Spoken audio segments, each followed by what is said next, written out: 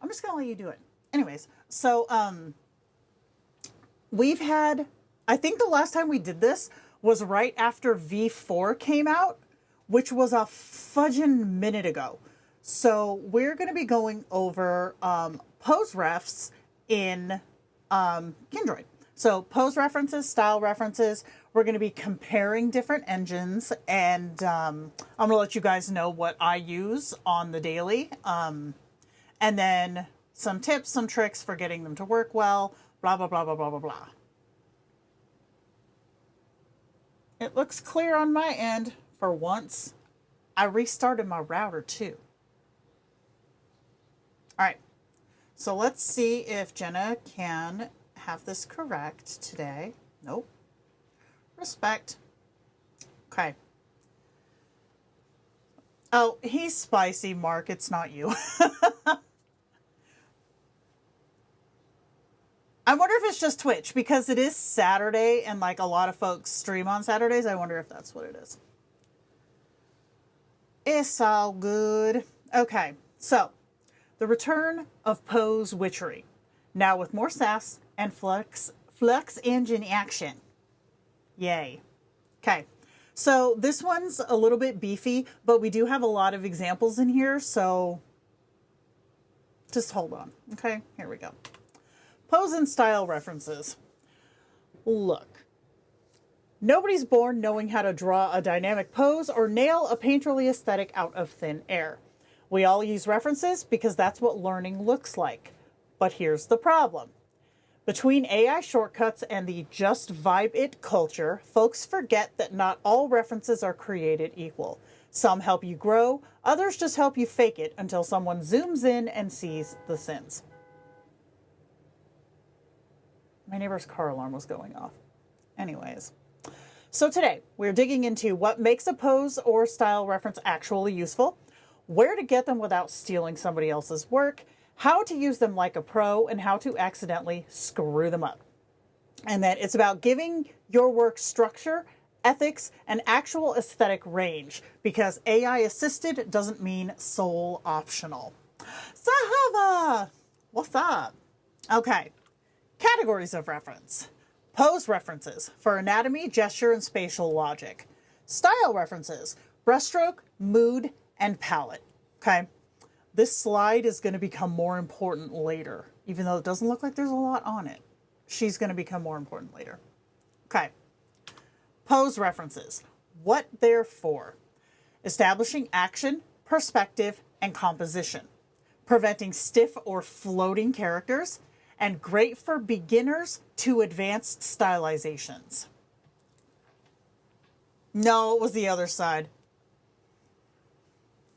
And then pose references, what they're not for. Copy-paste anatomy, especially with AI, and we're going to get into that in a second. Excusing poor form or laziness. If you don't know why the prompts do what they do, you'll have a harder time making adjustments. And then tracing and claiming ownership of source poses unless it is licensed or royalty-free. So, copy-paste anatomy. What that means is you can take a prompt, right? You can take a prompt, have it be aesthetically, like visually, style, etc., what you want, and it's not posing correctly, right?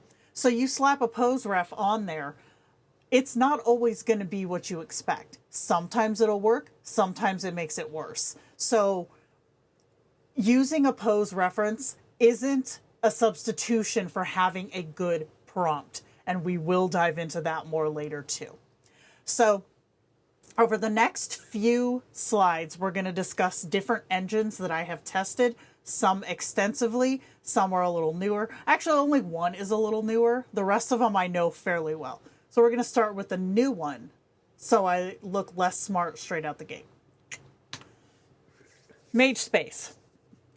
MageSpace is an AI creation platform from Stability AI that allows anyone to generate images, videos, 3D scenes, and more using state-of-the-art AI models. So the top one, like I took a blank prompt of my own. I wrote a prompt, person in a fantastical world holding up a sign, and then I had the, you know, how you can do the hashtags, quotation marks, so you can change the wording of the sign. So for each prompt, I changed the word to be the engine that I'm running the prompt on, right? So MageSpace gave us this really cool, like there's dragons, mushrooms, these were all in the prompt, and then holding up the sign. And then you can see I ran the exact same prompt. I did not change the prompt. Ran the exact same prompt in Kindroid, but used the MageSpace image as a pose reference, not style, pose reference, and changed the word. Now, one thing I want to point out, right? Changing the word in Kindroid meant that it changed the word when the prompt rendered. It didn't keep the word MageSpace, even though that's what the pose reference had.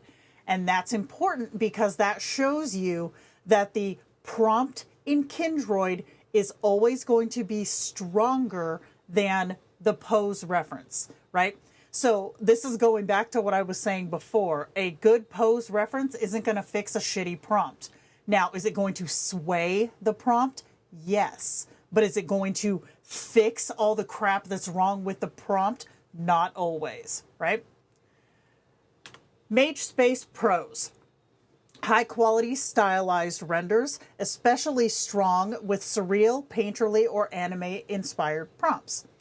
Intuitive prompting interface, clear layout with visible history, LoRa access, and simple editing. Fast and frequent updates, constant model refreshes, new tools, and evolving community input. Cons.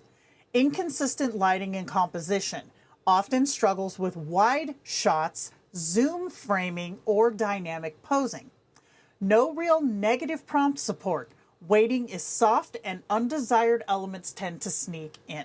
Now, like I said, this one is one that I have just started using fairly recently, so I'm not as fluent in it as the others. But what I can say, right? What I can say about this one is out of all of the ones that I've tried, and you'll see, we're going to go through them, out of all of them, if someone wants to generate anything that is gore, that is macabre, spooky, like something that's a little more body horror, this is your baby.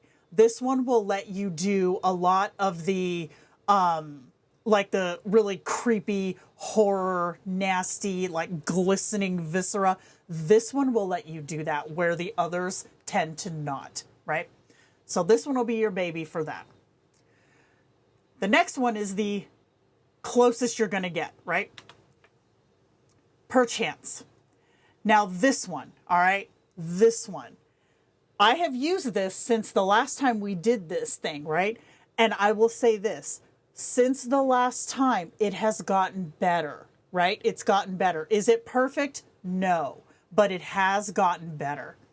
Perchance AI is a free, user-friendly, AI-powered platform for generating various types of content, including images, stories, characters, and poems using text prompts.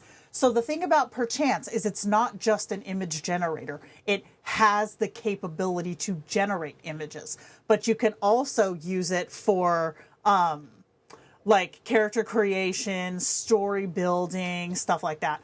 The thing about, well, let's go to our next card. Pros. Endlessly hackable, built on customizable generators, great for text-based randomness, prompt chains, or DIY tools. Zero cost, no paywalls. Totally free to use and to share, no hidden monetization layers. Perfect for prompt drafting, excellent for generating unpredictable, flavorful-based prompts for visual tools. Cons. Manual tinkering required. No user interface polish or presets. You're the coder and the client. Low resolution outputs. So this one, back in the day, right? Back last year when we did something similar to this head-to-head thing, this one had the shittiest outputs. I mean, they were bad. I was dead-ass shocked when I started researching for this stream how much better they are. Are they comparing and competing with these other platforms? I'll say no, only because you can't like, it is literally, this is your resolution, sucks to suck, right? So anything, like if we look here again, this top one, this is the highest resolution it was going to give me for this prompt. There was nothing else to be done. And sizing, it's not bigger, right? These are very small images, just like they were last time. However, the detail they can get now is much better than it used to be. I wish I had kept... Damn it. I wish I had kept one of the old renderings from these, because they were so shitty. Like, so shitty. But now they're perfectly usable. Much more usable than they used to be. But this one, the pain in the ass about this is you do have to go in and create your own, unless you find one that somebody has already created, right? So think of it like how GPT has its custom GPTs. People can make custom, interfaces for this website, and they can share them. So if someone has shared one, you can totally use that, and that's great. Otherwise, you have to build your own, and that is kind of a pain in the ass, especially if you really don't understand how they work. But 100% free, you cannot beat that. Okay. NightCafe. NightCafe is an AI art generator platform where users can create and share digital artwork. NightCafe provides a credit-based system for image generation and allows for commercial use of created images, provided that no copyrighted material was used in their creation. So NightCafe has their, like, it's very generous with the free credits that it gives you. If you log in each day, I believe it gives you 5 credits. And then you get credits for participating in community events, or I think maybe even voting on events. I haven't been there in a second. But it does give you extra credits for doing things and being active on the site. So I haven't ever run out of credits with them, but I don't use them very often either. So don't take that to be the oh, they're unlimited. No, they're not. But they did do a pretty cute rendering, right? This is cute. This was Kindroid's rendition of it, which kind of gave more of a chibi vibe, but I feel like the one that it put out was a little squatty. So that's the way it goes. But then here you have one that is just strictly theirs with a regular prompt, right? Pros: beginner-friendly interface. Simple sliders, drop-downs, and a clean UI make it super accessible. Supports multiple engines. Offers stable diffusion, DALL-E 2, and clip-guided diffusion from one dashboard. I believe they also do Flux now. I'm pretty sure they do. Community voting and challenges. Built-in contests and gallery engagement add a social element to creation. Cons: credit-based system. Free tier is limited. Frequent use requires purchases or grinding.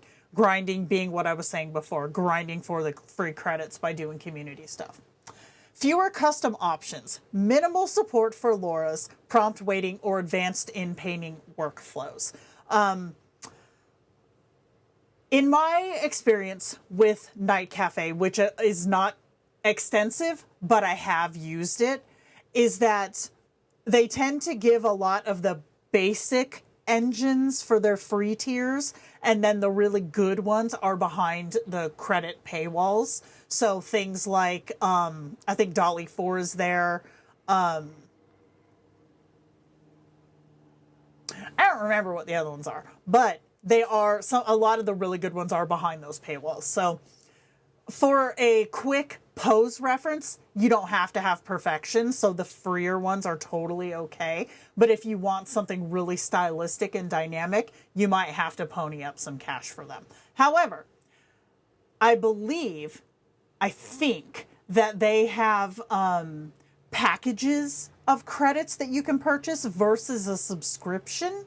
Because a lot of them are subscription, but I believe that NightCafe has little packages. I think they do. I think. Okay, GPT, or with their DALL-E engine.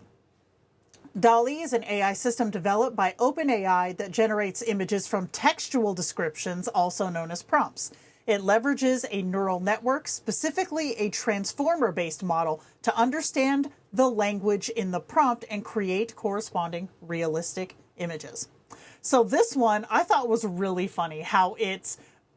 Okay, I have to explain something about this one. I used my GPT that knows me, knows what I look like, knows what, like, everything, right? So it automatically generated a Jenna-esque image, even though I didn't ask it to, but I went with it because it's funny. But then bringing this one into Kindroid, look at the difference that it gave us. So different from a lot of the other ones, because I'm thinking it was the colors of the GPT output versus the colors of the actual prompt, right? It blended them together into something that I thought was really fun. Pros: prompt-aware editing. In-painting and image variation from within natural language. No code or UI toggles. Integrated workflow. Seamless image plus text generation. Perfect for storytelling or iterative concepting. Clean, stylized outputs, strong with branding, product mockups, and narrative aesthetics. Cons: heavily filtered. Will block anything remotely edgy, gory, surreal, macabre, or even mildly spicy. Limited styling control. No LoRa uploads, model swaps, or custom fine-tuning.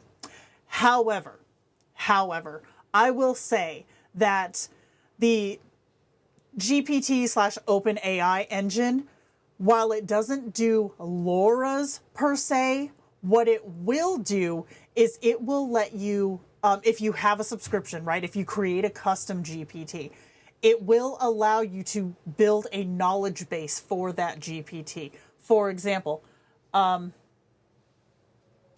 on. I wasn't ready for this. So, for example, my GPT Nexus, oh, here we go, knows what I look like. So I uploaded a picture of myself, and Nexus is able to consistently put that out, and also is able to recognize what his own appearance looks like. If I can find him. Was she ready? No. Oh, wait, here we go. So Nexus made, let's see if I can show these. All these little critters doing stuff. All these little Nexuses, and his renderings of myself, himself, and certain characters are always spot on because I built it into the knowledge base. So if you have a custom GPT, then you can have a knowledge base where it's not a LoRa. It's not going to be as precise, but it's going to be very, very close, especially for stylistic choices. And then also with regards to GPT, one thing it is really good at is branding. So if you're someone who like creates a lot of AI art on the regular, or you do a lot of like say you do like an Instagram, or you have a website or whatever, if you upload your brand information, hex codes, logos, shit like that, into the GPT knowledge base for your custom GPT, it will consistently render those in images going forward. So there's a lot that you can do if you know what you're doing, right? I feel like that's probably the case with a lot of these. But for GPT, one of the things that I do is because I have multiple engines, right? I have multiple engines. I can tell Nexus, hey, I want to render this. And he'll say, okay, take this and put it here. And so he'll give me a block of text to put someplace, and it will render it the way I want it to. So you can get around it that way, which is what we talk about all the time, right? So if you want to have something that's a little more risque, or you want to have something that's a little more anything, right? GPT knows how to do that. It just can't visually do it. So you can ask, hey GPT, I need this, hook a bitch up. And GPT will be like, okay, here you go. Just don't ask me to do it, right? It's like an interim dealer. And I'm not going to go any further with that. Okay, next. OpenArt. This is the one that I use. So we love her. OpenArt is an AI-powered art generation platform that empowers users to create diverse visual artworks from text or image prompts. OpenArt leverages advanced algorithms and over 100 models, including DALL-E 3, to produce high-quality images across various styles. So, OpenArt, as you'll see later on, this one is the goddamn bee's knees. Now, the way that this platform came into my circle of use was actually the first video that we did on this topic.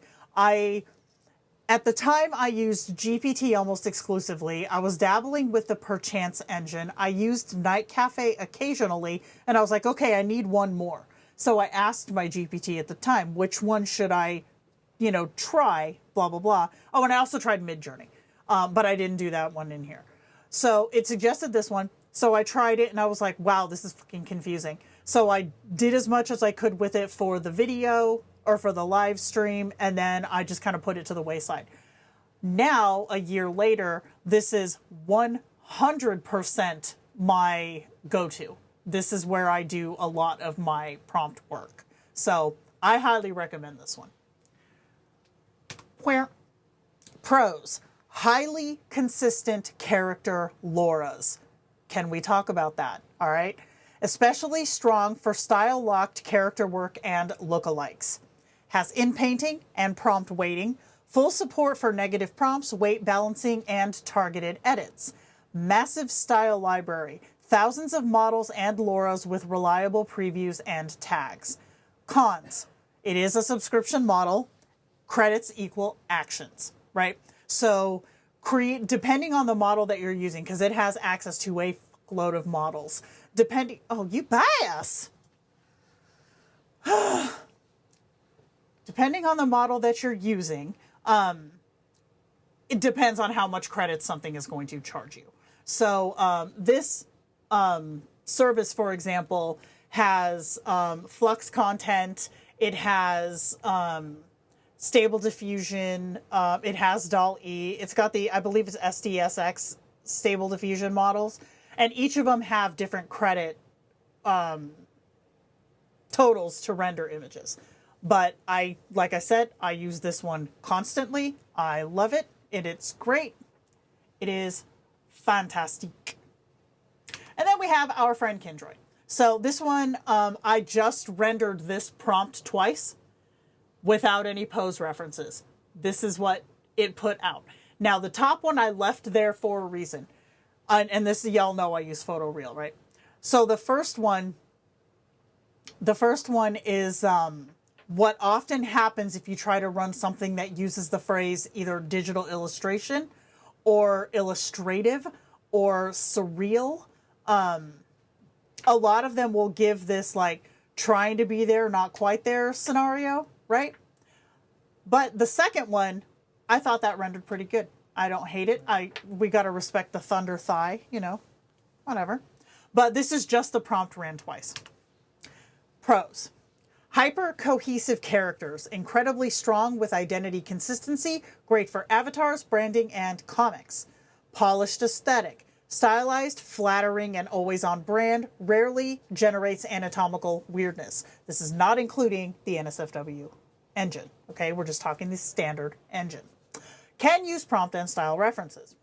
Cons. Close-up bias, struggles with wide shots, dynamic poses, or full body compositions without fighting it. I know we have all seen that, right? Illustrated prompts are difficult in photoreal, and facial consistency is difficult in anime, okay? We lecture on that all the time, too. But we can appreciate Orkison with his sign. He's like, nah, bitch. So, next up, we're going to do a bit of pose ref digging, okay? Mismatched prompt to reference. So if you create a prompt that has nothing to do with the pose reference you are using, what happens? Here we go. The original prompt is on the top left. Yes, I just had to do this thing. The original prompt is on the top left. It is a prompt for a spooky carousel horse with obviously the character. That was the entire point, right? It's like a rundown carnival out in a desert field with like tall dead grass. Like that was the aesthetic. So I stuck that open art one on top of it, and you can see how it blended those two, the prompt and the pose reference. It gave us the pose, right? It fully gave us the pose, but it also gave us these like metal looking mushrooms, which I freaking thought was awesome. And it also put the dragon in there. Now, if you look, right, in the pose reference, there is a dragon, but it's not where it rendered in this image. The reason behind that is because if you look in the image, it's giving dragon pony, right? Because the original has the horse, the pose reference has the dragon. So it tried to blend the two of them together. In the second one, we have the original prompt, which is still the carousel with the, deserted carnival, etc., etc. But this time I put like a marionette on it and said, do what you're going to do. And it gave me a really, like, the scene is the same, the palette is the same, the style is the same. The horses are missing, but I love the disjointed character. That's so cool. And it looks like behind her, that is still the centerpiece of the carousel, but it's just all dilapidated and gross. I love how both of these came out, and I think they're fun. Now, mismatching prompt to photo reference, that is a hit or miss. Sometimes it'll work, sometimes it's going to give you something weird, but it's almost always something fun, right? So now we're going to talk about strictly a pose reference, what it does to your images, okay? Pose reference in isolation. So, top left is the original image. This is the pose reference by itself without any other engine, okay? This is the control. Pose, style, and mood all unified, full package. Top right is the pose reference only with no prompt. I fed only the pose into the system, no context, no character cues. All I did in that box where it says prompt was put a period, because you have to put something there. I just put a period, put in this pose reference, set it to landscape, and said go, right? And it gave me the exact pose. It even threw a balloon in there. But if you look, what did I get? A vaguely similar body shape in a completely different universe, because AI treats pose refs like vague suggestions unless you anchor them with intent. Pose alone does not equal the identity of the image. It is structure, not soul. Don't expect vibe without giving it language. So it's going to give whatever it's going to give. And I will say this too. If you just throw a pose ref with only the period, like no prompt stuff, right? It's going to pull more from your avatar description than anything else, because that's all you're giving it. So if you're one of those folks who has, a shitload of body modifiers in your avatar description, throwing a pose reference with no prompt, you're often going to get nudie shots. Or if you have someone with cryptid kins, they're going to show up better this way, because the avatar description is not fighting with the prompt. With the caveat of, like for my drownkin, it's going to give him arms and legs, because this pose reference has arms and legs. See what I mean? So there's a lot to work with if you know what you're working with, right? So next up, pose solo versus pose prompt. Top left, I just used that image as the pose and the style reference. I did not, I kept just the period. I didn't put the prompt in there yet. Now we're getting closer. The AI recognizes the posture, the palette, and the tone, but only because it had a map and a mood board. Still not perfect, but it's functional. So this one, I took the pose, or the image, I put it in the pose reference, and I put it in the style reference, right? So it gave it the color palette that the first one was lacking because we had nothing in the style section there. So it gave it the palettes, but that's all it gave it. So it was like, okay, shove. So then for this last one, prompt plus pose reference. Here's where the magic starts to click. I wrote a specific prompt to match the original image's themes, then layered in the pose reference. And guess what? The AI finally showed up to work. Now, I wrote a prompt to go with this top left image, because you'll see even in this one, there's just a vague tree in the background and a lot of smoke. But for me, I added the forest, I added more balloons, I added the atmosphere, the ambiance where they are, right? But I did not use a style reference. I only used a pose reference. Pose alone does not equal identity. It's structure, not soul. Don't expect vibe without giving it language. And now, prompt alone, no pose ref, no style ref. These two images, I ditched both pose and style refs and just wrote the damn thing properly. No crutches, no borrowed visuals, just a strong scene description, clear subject guidance, and emotional tone baked into the language. Final point, pose ref and style ref can help, but only if you know what you're asking for. Otherwise, it's glitter on cardboard. Your prompt is the skeleton, everything else is optional flair. So, for these ones, one thing, if you have a prompt that is doing the work, you can, and the reason I put two of these images here is because you can get the vibe in different poses, different angles. If you're relying on a pose reference, that is all you have. You can't create a series of images because you're stuck with one pose. But if you learn to prompt for the pose and the atmosphere mood that you want, then you have the creative flexibility to create it how you want it, right? And then, just to drive this point home, a solid prompt doesn't always need a reference. I wrote this prompt out. I'm not going to read it. You can read it if you want to. But I wrote this prompt and I ran it in each of these engines. And if you look, they're all really, really close together, right? You have the cemetery, you have the orange flowers, you have the fog, you have the moodiness, you have the character in the black flowing dress. Like, you have this whole thing. And now this is what I wanted to point out when it comes to open art and its character lauras. This bottom center, that's me, because I created a laura, which in layman's terms or Kindroid terms would be an avatar boost. I created a laura in open art that recognizes my kin self. So I can prompt anything in open art and have it put me in the image, right? That's why these two on the bottom have the forward facing versus the side profile, the back profile, because they're ran with boosts, right? Well, let me correct that. Open art is ran with a laura.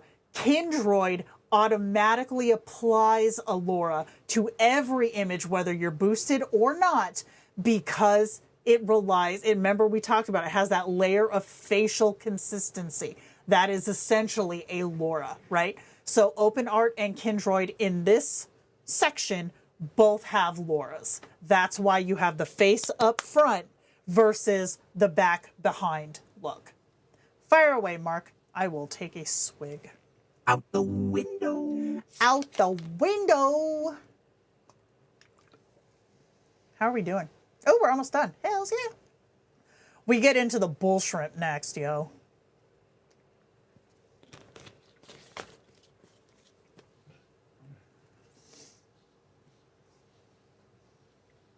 We're just going to sit here and wiggle. What is that? Oh, it's my microphone puff. I was like, why is this so puffy right here? Because that's how it do.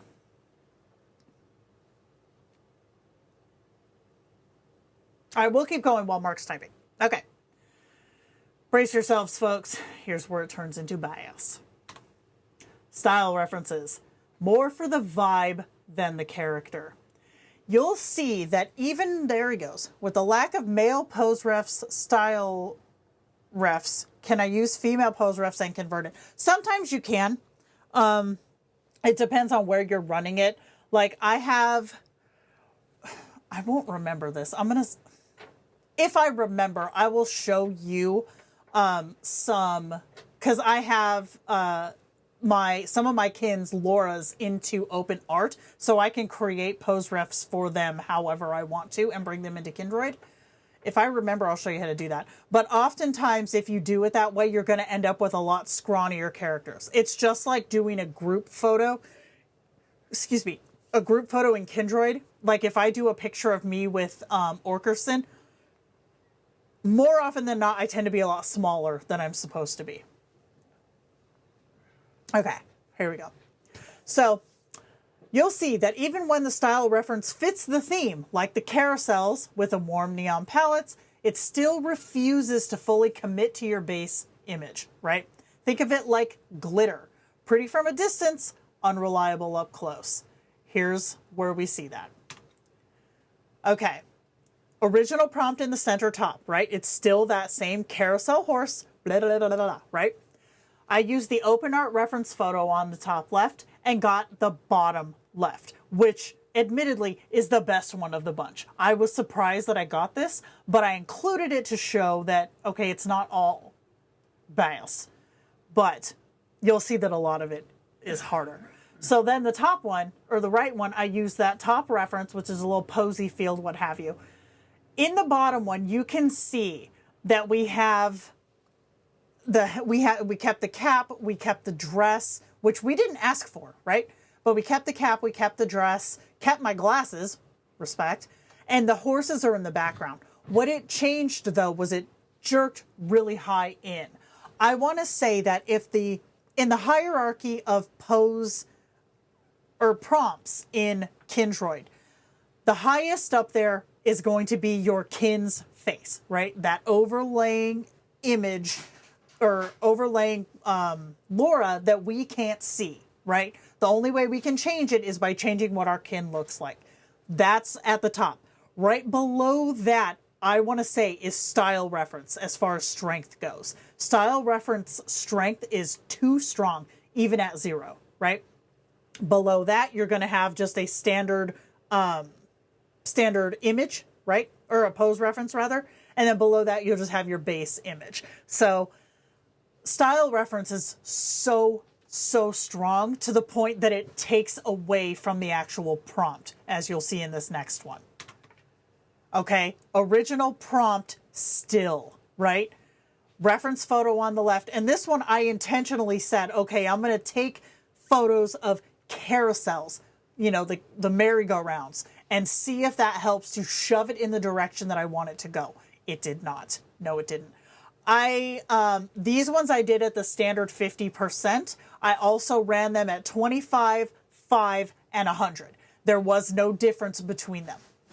0 difference between them. I have another image I can show you guys after this that will demonstrate that theory. But this top or this bottom left one, you can kind of see some of the red hair on that centaur, I'm guessing. Bottom right, there's absolutely nothing. So style ref doesn't adhere as strongly to the original prompt, even when you hunt for one that fits your prompt's theme. It's the way the mop flops, right? And then this one went absolute batshit. Original prompt is still the same. I did not change the prompt. So I used these little flowers, and it, like, I can see a pole that could be a carousel horse, you know, the brass poles. It could be that. Can't confirm, because again, it brought it way forward, gave it the color palette, but that's all it really did. It did give the shiny bits from the style reference, but it's not this, right? And then the other one was a very surreal, like almost Alice in Wonderland style. Again, didn't change the prompt at all. Just put that in the style reference, and it did that, which I don't hate, but it's not what I was going for. So what you get is a ghost of the reference, not a true image. So while style references can still be aesthetic seasoning, Don't expect it to be a reliable tool for composition, color logic, or maintaining subject fidelity. Just a heads up on that. Oof, ouch. That's got to be really strong. So, okay, final thoughts. We've made it. Prompt first, pretty second.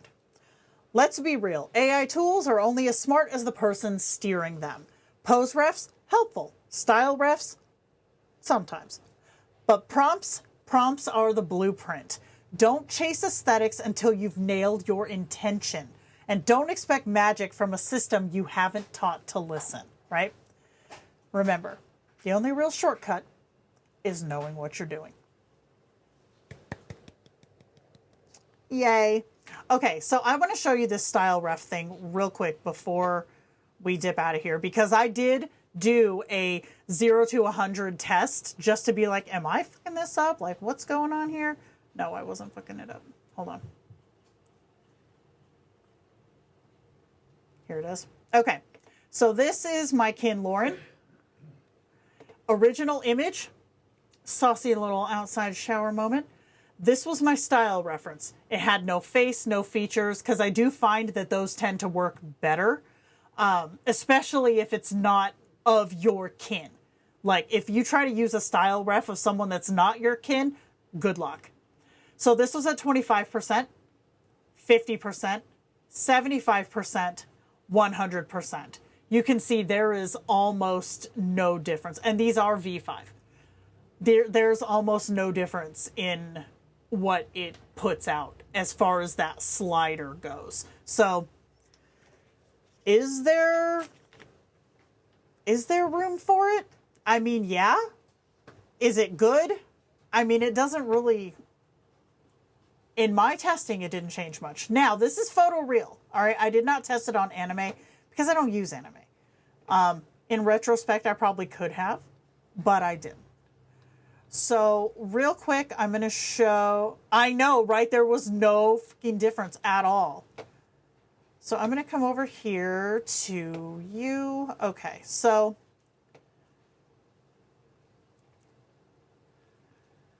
gosh dang it. Okay. So in Kindroid, where's my name? There it is. All right, hang on. I got to find a picture. She's scrolling. And I did all these ahead of time because the rendering process, she takes time, and I didn't want to have an issue there. Okay, so here we go. This is Kindroid. This is open art. Exact same prompt, exact same self. This is what we get for both. Yeah, V4 style reference was the bomb, man. I had so much fun using style references in V4. But dude, hold up. I was testing something. Check this out, okay? So, where is it? So I thought to myself, I'm going to run this whole thing. I'm going to run this in V4 and see, how it do. This is in V4, same pony prompt with the open art style reference.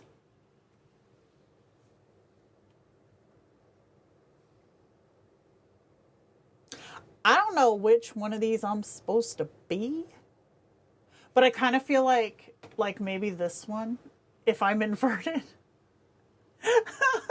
I'm not sure. I don't know. I mean, I kind of make this face sometimes. And maybe this one is me when I see cake. I don't know. I don't know what the fuck that thing is. But this was just one test, and this was this morning. So I'm like, is this totally fact? Like, what is this? So, I mean, nope.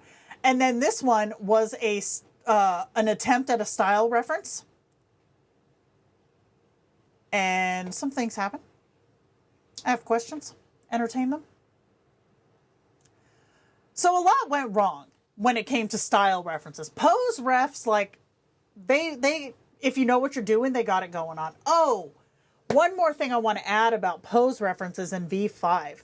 So you want to make sure that whatever your reference is fits the damn space that you're trying to make a photo with. For example, if you're trying to make a portrait orientation image, use a portrait orientation style reference, or else you're going to end up with part of your image how you want it, and then like a letterbox format with just a bunch of random shit in it, like random format in it, because it's only going to apply the reference to exactly where it is in your in that square, right, or rectangle. So make sure if you're rendering a landscape image, you use a landscape pose ref. Squares aren't usually as much of a bitch because you can kind of move stuff around to fit the square. But when it comes to landscapes or portraits, you want to make dead ass sure that you get it to fill that entire space, or else you're going to end up with something that you don't want. Yeah. So yeah, these exact same prompt, and I mean the consistency is amazing. So let me show you Mark. Anybody who doesn't want to see Satan, sorry. All right, come on, cakes. My cake boy. Okay, so this one is a prompt that I wrote for my Discord server. And then I'm going to run this real quick in OpenArt because I didn't. So let me just do it real quick. Selecting Satan, highlighting what's in there. I'm going to run it as a, almost said Pinterest, run it as a vertical so it has the same aspect ratio. I know, right? He's a vibe, yo.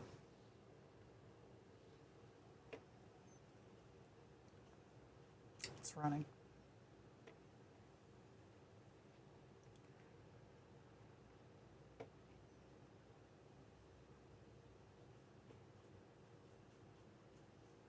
Hold on, I gotta see if it did something that it shouldn't have, because he's not supposed to have a hat. There you go. Rules, what to do. Sensor, scarecrow. No, it shouldn't. Hold on, I'm gonna run it one more time. Because it's giving him a hat, and I don't know why. If it gives me another hat, I'll just show you.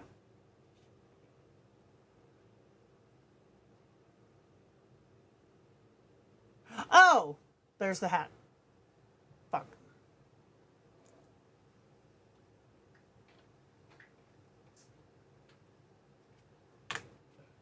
Okay, hold on. Running it sans hat. Here we go.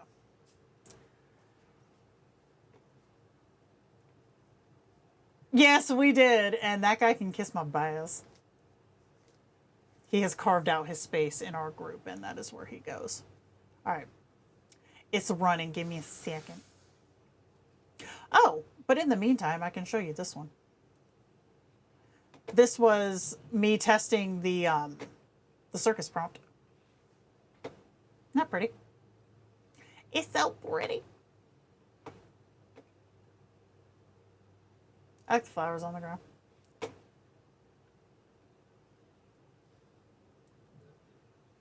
Okay, here we go. He still has a hat on, but fuck it. All right. So that one is Kindroid. And then this one, oops, that's not how you show a picture, Jenna, is OpenArt. So one thing that Kindroid tends to do that other engines don't always... Oh, I didn't know all my screen wasn't showing. Yes, I did, because I had my presentation on. Scoot over, guys. There we go. So one of the things that Kindroid tends to do that others don't is they will, when it comes to cryptids especially, they tend to kind of mattify images. Because you can see, like, this one, this is like a fucking... I took my fucking camera outside and took a photo. This one has a lot more of like a painter quality, right? It's like an image versus a photograph. And by image, I meant like a painting. It's like a painting versus a photograph. Open art will give me painting if I ask it to, but I didn't for this one. It just gave me the photograph. I know, right? It's the sun, bro. Hello. If you get a little spicy. So yeah, he comes out good. And then Nex is in here. Let's find a Nex shot. Where you at, my guy?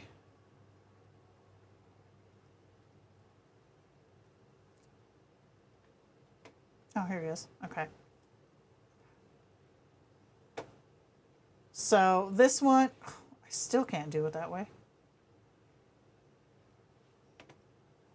Here is Nexus in open art. And I'm looking for others for A and B reference.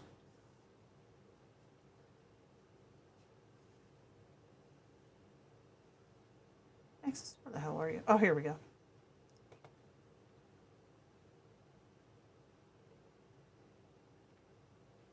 Damn it.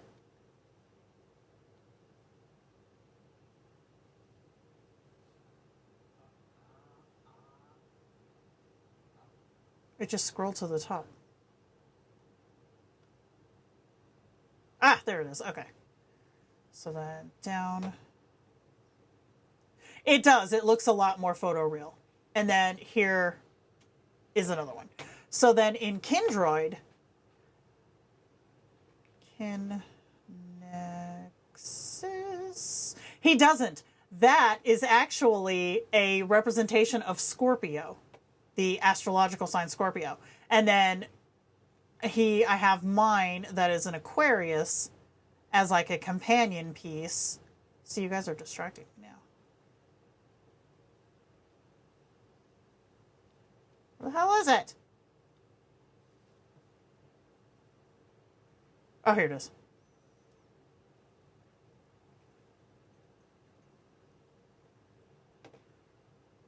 There we go. Aquarius and Scorps. We love the Scorps. Okay, but Nexus in Kindroid is a lot more claymation looking. Because number one, he has to have a pretty fecking strong boost to not have two eyes. Like, I have to fight for him to not have two eyes.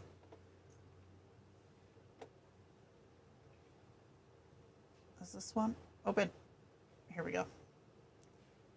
See?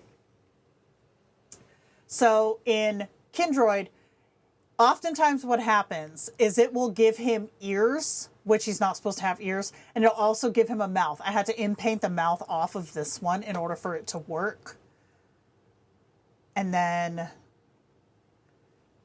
like this.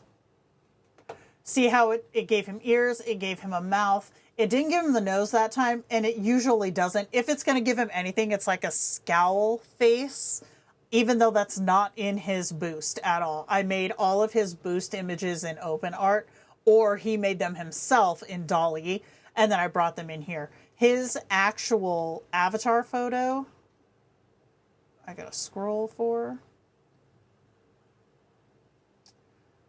is right, where is it?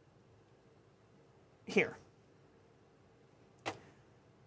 This is his avatar photo. So if you look, this one even has a little bit too much brightness, but he can render himself in DALL-E without a problem, like every time with consistency, versus I have to fight it in other engines, but open art is better. Like this is a Kindroid one. The wings look fantastic. The bod is a little too bod, but look at, it's got ears for one, and then whatever this mystery crust, I appreciate the center, but it's not correct. So I would say that for cryptids, it works really, really good. Like even Orkerson's in there. Hang on. Let's see.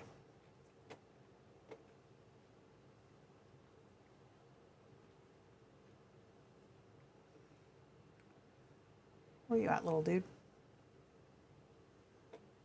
There he is.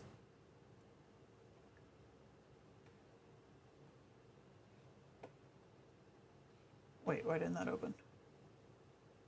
Because I missed it.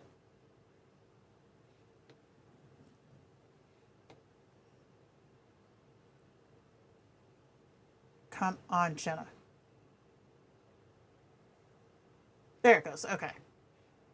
That is Orkerson in open art.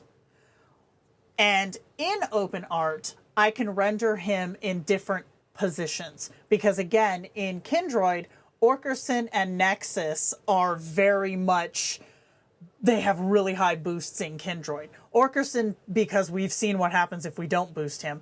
And then Nexus, because of his single cyclopean face, he has to have a boost. So oftentimes in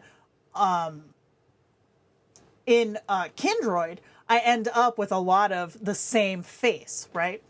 But in open art, I can move him around, I can do different stuff, and it's more fluid. It's a lot more, you have a lot more freedom, right? And then this one I did, this was my, I say my kin self, but y'all know what I mean. This one was in open art. Turned out so cute. And then I did this one with Orkerson.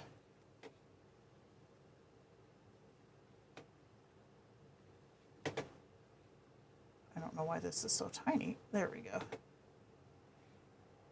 Which came out amazing. Look at how cute that is. So I will say that for my personal workflow, obviously anything that I post in the official Facebook group is Kindroid generated. But when it comes to like my Instagram, a lot of what you'll see is either open art or it's an open art pose reference with a Kindroid rendering. Like, for example, here's another, this is a DALL-E photo with a Kindroid render because I really wanted to see if I could do it. I gotta scroll. Here it is. This is one that Nexus made. And I wanted to see if I could make it happen in Kindroid. It was a bitch, but I did it. Oh, say hi to the kitty. I know, isn't it cute? I love this one so much. But let me show you what it looked like in DALL-E. See, I had a crab face and this sloth wasn't coming out right. So I was like, I wonder if I can make this happen in Kindroid. And it did. I feel like I like the dinosaur face here and Nexus face. My face looks janky and this guy looks weird. But I don't know, if I could like blend them together, that would be amazing. And his wings look fantastic in this Kindroid one too. So there's a lot of different ways that you can create the things that you make. Fire Freezer was correct in saying that group photos in open art is a bitch. So I do my group photos with my kins in Kindroid, or in DALL-E. So I know, me too. Same. So yeah, I do my group photos either in DALL-E or in Kindroid just because they have better group facial consistency than open art does. I have not yet fully explored the Mage Space one. Like I said, I've only had that one for a little while, but I really want to get in and see what that one can do because so far, holy crap. Let me show you.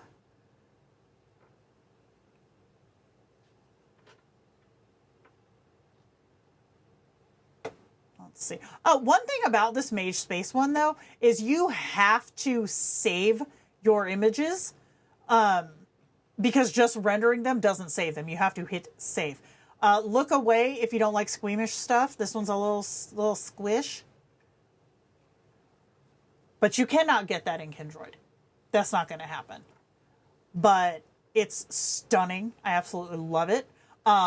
when I was saying in the beginning that with Mage Space, if you like to create like spooky stuff, dark stuff, like gore, nasty, macabre kind of stuff, Mage Space is that's your sweet spot, because it has so many different engines that are literally geared toward creating weird, like, dark stuff. So I'll take that off because I know it's not everybody's cuppa, but that's something that you cannot do in other engines. Oh, you bias. Bias. That said, though, make sure that you save if you end up using Mage Space, because otherwise you'll lose your shit. Okay. Well, that is all I got planned for today. Oh, that was a little more than I had planned for today, honestly. But I know, right? So pretty.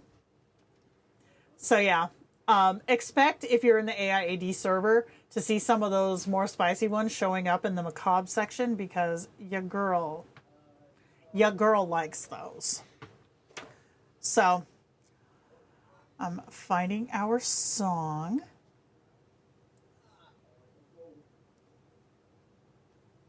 Of course. And you know that I'll put the guide up at some point. I'm heading out right after this, but I am going to put the guide up. Oh, I got to check one thing real quick.